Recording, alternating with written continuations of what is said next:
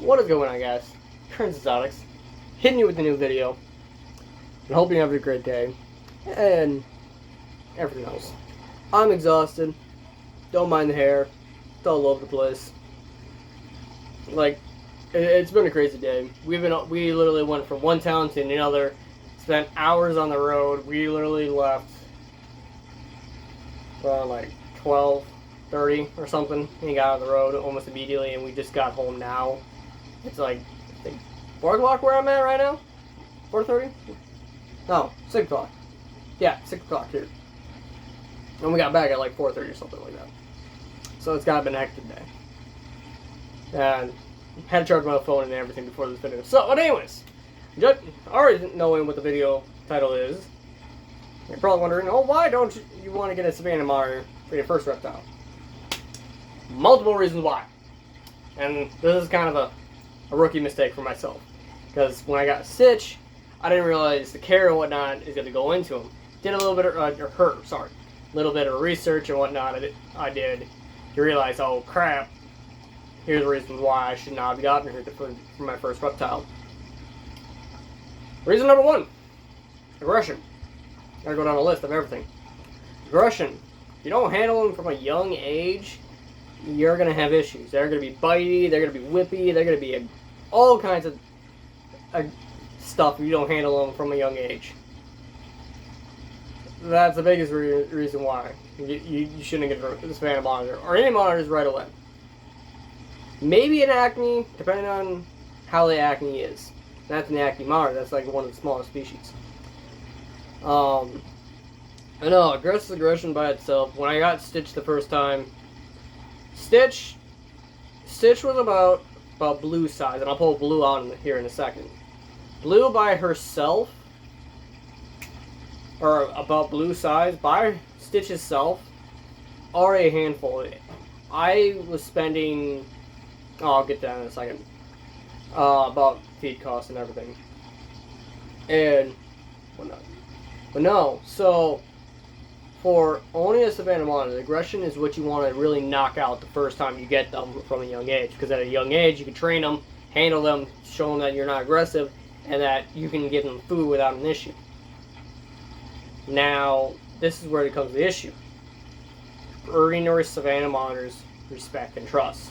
And so the aggression goes down. Now, and I'm sorry guys if you hear that, it's Potato's filter. I have to fill her tank a little bit, just so the thing doesn't keep doing that and ruins the filter. So if you hear a gargling in the background, that's Potato. I have to fill her filter. But no, the aggression is what you really want to knock out when they're a young age. So when they're a younger age, you're going to want to keep them mildly calm. So working with them, having them out in the enclosure, working with them either daily or weekly. Just pick a day, spend a couple hours with your Savannah or your any monitor species at a young age, just showing them that they can trust you. They can understand that you're not there to hurt them. You're not there to show them aggression. None of that. You're just basically there to show them that you're here to show them love and care. Now, if you don't do that, then you're going to have issues. And for some people, for live feeding even, it's really difficult to tame a Savannah monitor or any monitor species at times. But if you're able to, you're really skilled at it, taming a reptile, especially a Savannah monitor. Like taming a snake, taming a different type of species, a lizard. People think that's hard. No, taming a monitor, in my opinion, is the most difficult thing to do because you don't know you won't know personality until like 6 weeks down the road, or even a couple of months down the road, and you're probably already out of the hole of you don't know what's going on, and it comes down to personality. And all reptiles, all animals have a personality.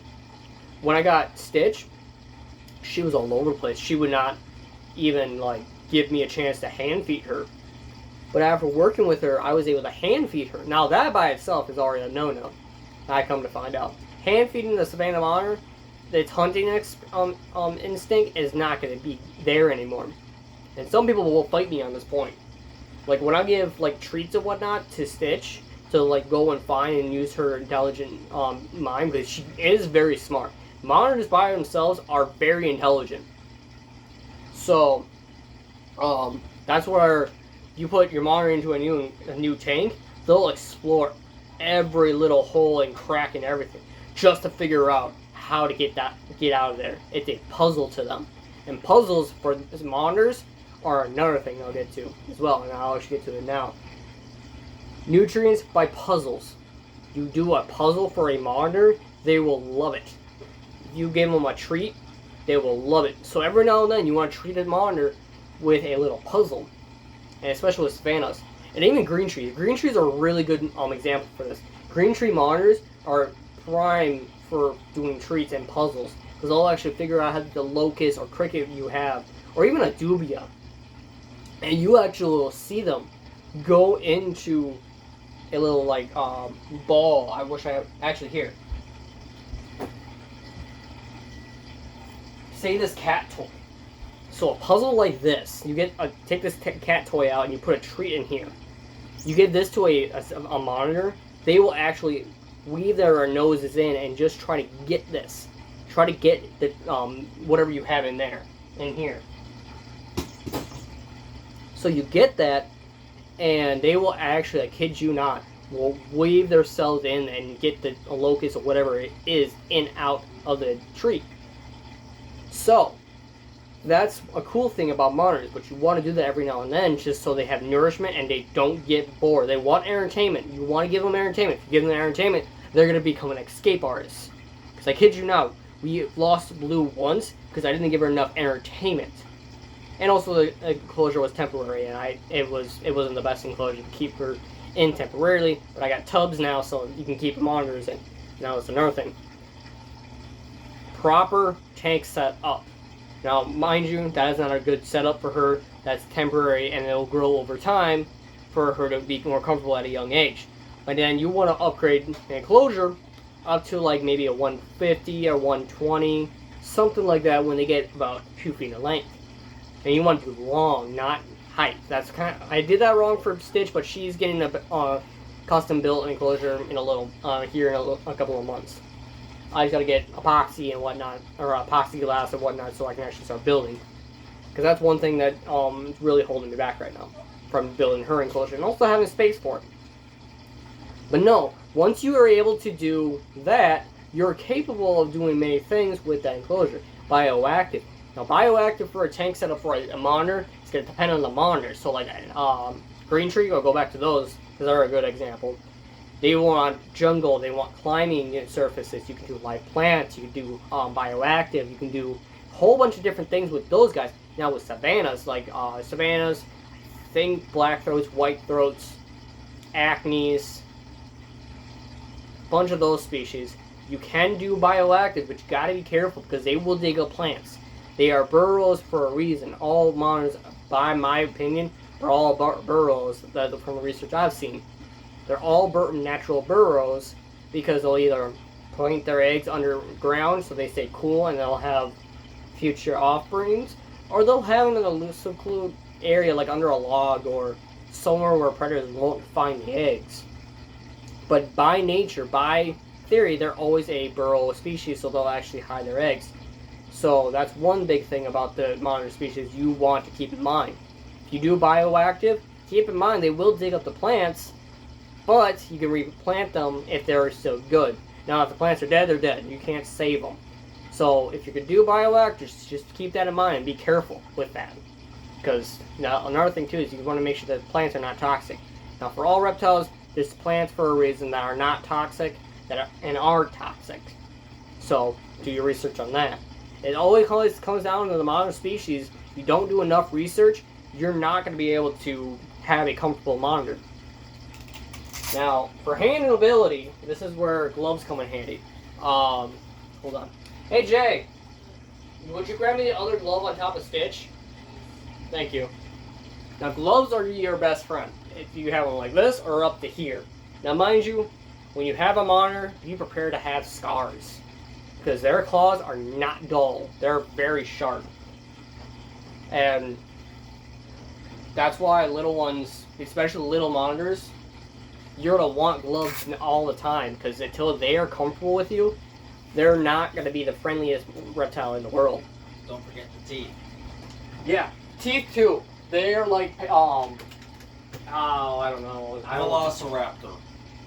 I mean, yeah, they're like velociraptors, but they're more like sandpaper-ish. Oh, when they're Picture a young. velociraptor skull, that's the shape of the teeth. Yeah. But that's just for like the Savannah monitors. Well, that's actually for most African monitors. Yeah. So yeah. So this is Blue. This is a baby Savannah monitor. Obviously, she doesn't want to be held. And of course, she's nice and plump. I am going to put her back. Put her home back as well. Okay. There you go, honey. Now, you probably will see me, when I put her back, you'll probably see her moving around now. Maybe. Maybe. We'll see. She'll start moving around and actually figure out how to get it out of the enclosure. So I'll say, like, over here, because you might actually see her moving around and try to figure out how to get out of the enclosure now. So that intelligent piece is what really comes to play. Now, the smaller the monitor, you want to be mindful of. Bigger the monitor, you still want to be mindful, but you actually have more comfort with them when they get older. And that comes with your comfortability as well. If you're not comfortable with a large reptile, do not get it. You do want to get a large reptile, get like a boa, get something like average, like a red tail, because here, I'll actually pull up mine. So I have to feed these guys today, so. Because, yes, these guys will grow like a weed.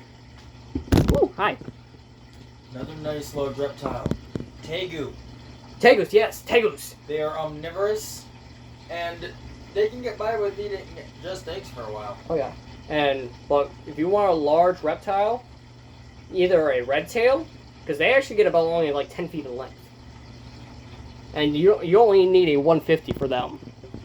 Well, I do 250, just to over-conservate and do bioactive for all of the reptiles I do. Or I have. And stuff like that. I will pull out Ruby, but Ruby's kind of feisty right now. I don't want to pull out Ruby right now. But, no, if you want to get a large reptile, get a red tail. They only get 10 feet in length. Yes, the feed cost will be up there the same, but they're the same as monitors. I average, and this is what the average cost I have to feed. Average cost I have to feed my monitor bi-monthly, if I did it, about $150.